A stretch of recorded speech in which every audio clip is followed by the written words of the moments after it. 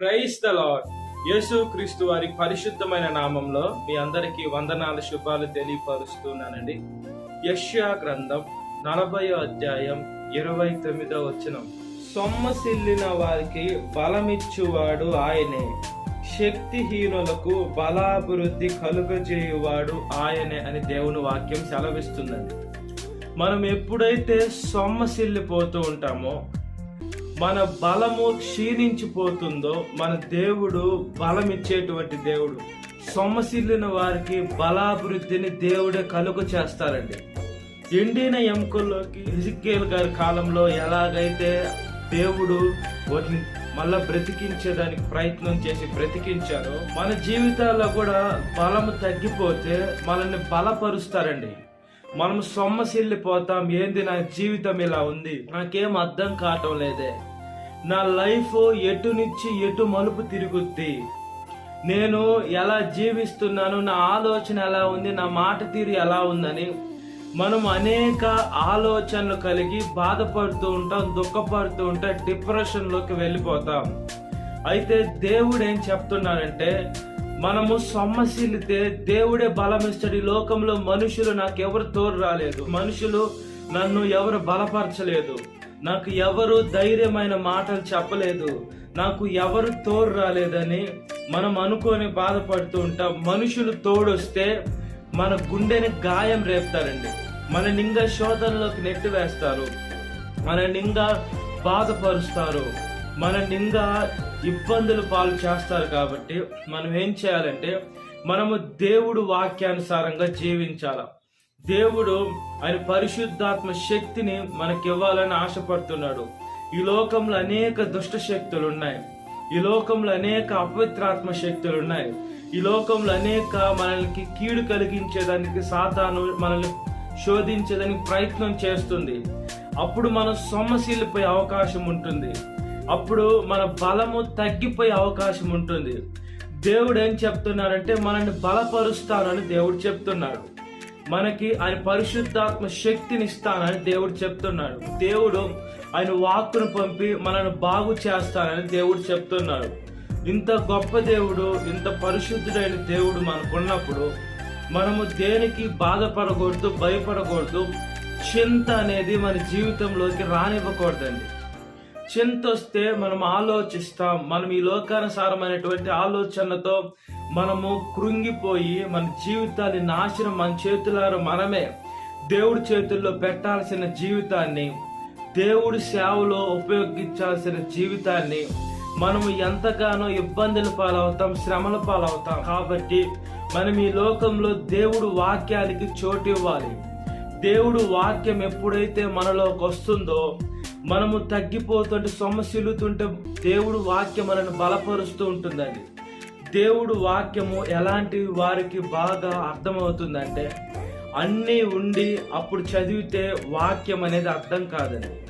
ఎప్పుడైతే బాధలో ఉంటామో, ఎప్పుడైతే సొమ్మసిల్లిపోతామో, ఎప్పుడైతే మనలో ఉండేటువంటి బలము సన్నగిలుతుందో, మన శక్తి ఎప్పుడైతే తగ్గిపోతుందో, అప్పుడు వాక్యం చదవాలి. ఆ వాక్యం చదివితే మనకి మన సిచ్యువేషన్ బట్టి వాక్యము మనకు అర్థమయ్యే రీతిలో దేవుడు మనకి చెప్తాడు. మనకు అన్నీ ఉన్నప్పుడు వాక్యం చదివితే మనకి వాక్యం అర్థం కాదు. కాబట్టి మనము అన్నీ ఉన్నప్పుడు, అన్నీ లేనప్పుడు వాక్యం చదవాలి. అయితే ఎప్పుడు బాగా మన హృదయంలోకి వాక్యాన్ని మనం తీసుకుంటామంటే, మనకి సమస్య వచ్చినప్పుడే తీసుకుంటాం. ప్రార్థన ఎప్పుడు చేపించుకుంటారంటే, అన్నీ బాగున్నప్పుడు ప్రార్థన చేసుకోరు. ఎప్పుడైతే ప్రాణం మీదకి వస్తుందో, ప్రాణం కోసం ఆశ ఉంది కాబట్టి మనిషికి, అప్పుడు బ్రతకాలనే ఆలోచన కోసము దేవుడి దగ్గరికి వస్తారు. మళ్ళా బ్రతికిన తర్వాత కృతజ్ఞతగా ఉంటారా? అలా ఉండరండి. కాబట్టి మనము అలాంటి జీవితాల్లోకి మనం ఉండకూడదండి. మనం దేవుడు పాలించే ప్రజలం, ఆయన మేపే గొర్రెలం. కాబట్టి మనకి శ్రమలు సాతాను కలుగ చేస్తూ ఉంటాడు, లేదా మనం చేసే పొరపాట్లు మాటల ద్వారా కూడా మన మీదకి శ్రమలు వస్తాయి. సాతాననే కాదు, కానీ మనం తెలియకో కొన్ని పొరపాట్లు చేస్తాం, మాట ద్వారా, క్రియల ద్వారా. కొద్ది రోజులు అయిన తర్వాత అది మనకే వ్యతిరేకంగా మారుతుంది, ఏదైనా కూడా. అందుకని నాలికని చాలా జాగ్రత్తగా కాపాడుకోవాలి. మనము ఏ మాట బయటికి చెప్తున్నాం ఆ మాట మనకి రివర్స్ వేరే విధంగా వస్తుందేమో. కాబట్టి మనము చాలా జాగ్రత్తగా బ్రతకాలి. ఈ లోకము పరిస్థితి ఒకసారి చాలా జాగ్రత్తగా జ్ఞాపకం చేసుకుంటే, మనం ఏదన్నా ఒక మంచి కార్యం చేస్తే ఆ మంచి కార్యము బయటికి రానివ్వరండి ఎవరు. ఇతను మంచి చేశాడని రానివ్వరు. మనం ఎప్పుడైతే చెడ్డ కార్యం చేస్తామో, తెలుసో తెలియకో పొరపాటు మన జీవితంలో జరుగుతుంటుందో, అది క్రైస్తవుల్లో కావచ్చు, అన్యుల్లో కావచ్చు, మానవ ప్రపంచంలో చెడ్డదాన్ని చిత్రీకరించి ఒకటైతే 2-3 కల్పించి కొన్ని చెడ్డగానే చూపించాలని ఈ లోకం ప్రయత్నం చేస్తుంది. అతను మంచి కార్యం చేస్తే అతను చేసిన మంచి చెప్పదండి. ఈ లోకపు మనుషులు మనస్తత్వాలు అలా ఉంటాయి. మంచి చెప్తే నేను తక్కువైపోతానేమో, చెడ్డ చెప్తే అతన్ని చెడ్డ చేయొచ్చు కదా అనేటువంటి క్రూరమైనటువంటి సాతాను స్వభావము మనుషుల్లో ఉందండి.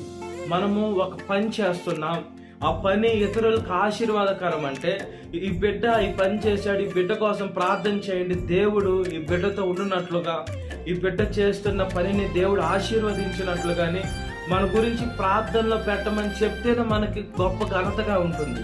అలాంటి చెప్పరు, కానీ చెప్పకుండా పర్వాలేదు.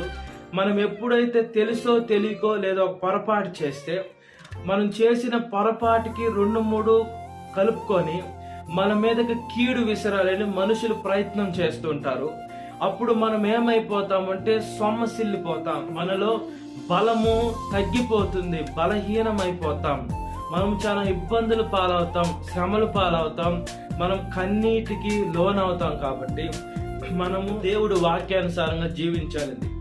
దేవుడు ఆయన చిత్తాన్ని మన జీవితంలో నెరవేర్చాలని యేసయ్య ఎంతగానో ఆశపడుతున్నారు.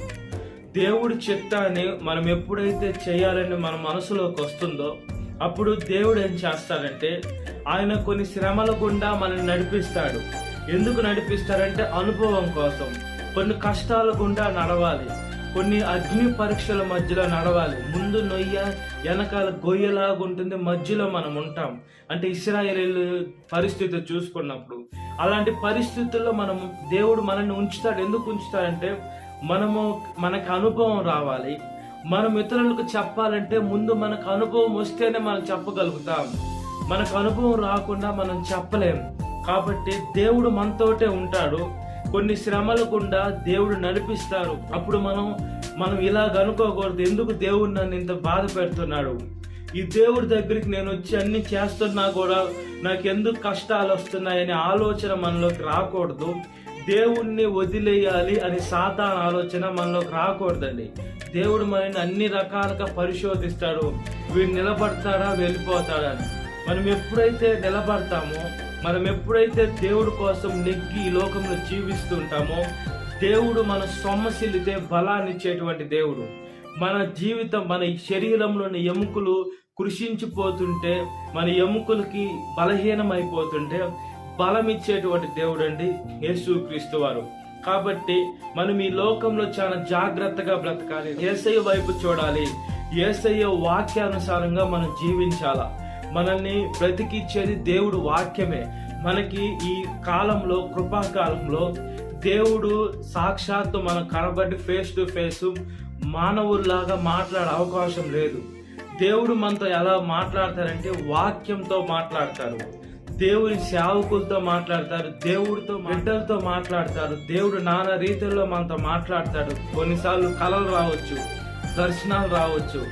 కొన్నిసార్లు మనకి దేవుడు ఏదో ఒక రూపాన ఆయన మాటని అందియాలనే ప్రయత్నం చేస్తూ ఉంటాడు. మనము ఆ వాక్యాన్ని పట్టుకొని దేవుడు నాతో మాట్లాడారని మనం గ్రహించాలి. పాత నిబంధనలు అయితే అప్పుడు గ్రంథాలు లేవు, అప్పుడు ప్రవక్తలు లేరు, కాబట్టి దేవుడు ఏదో ఒక రూపానంతో మాట్లాడేవాడు. ఇప్పుడు మనకి సోషల్ మీడియా ఉంది, ఇన్స్టాగ్రామ్, ఫేస్బుక్, యూట్యూబ్, వీటిల్లో మనం రీల్స్ స్క్రోల్ చేస్తుంటాం. అనేక మంది సేవకులు వాక్యం చెప్తారు. ఆ వాక్యం ద్వారా, ఒక మాట ద్వారా మనతో మాట్లాడొచ్చేమో. మనం చాలా జాగ్రత్తగా, మనం చెవుగలే వారుగా ఉంటే మనం వింటాం. కాబట్టి మనం యేసయ్య సేవలు మనం ఈ లోకంలో బ్రతుకున్నట్లుగా ప్రార్థన. మహాపరిశుద్ధాత్మదేవ, మా ప్రియ పరలోకమందున్న తండ్రి, అయ్యా మేము సొమ్మసిల్లిపోకుండా, అయ్యా మా బలము సన్నగిల్లకుండా, అయ్యా మమ్మల్ని కాపాడుకొని అడుగుచున్నామయ్యా. అయ్యా మేము శక్తిహీనులుగా కాకుండా బలాఢ్యులుగా చేయమని అడుగుచున్నామయ్యా.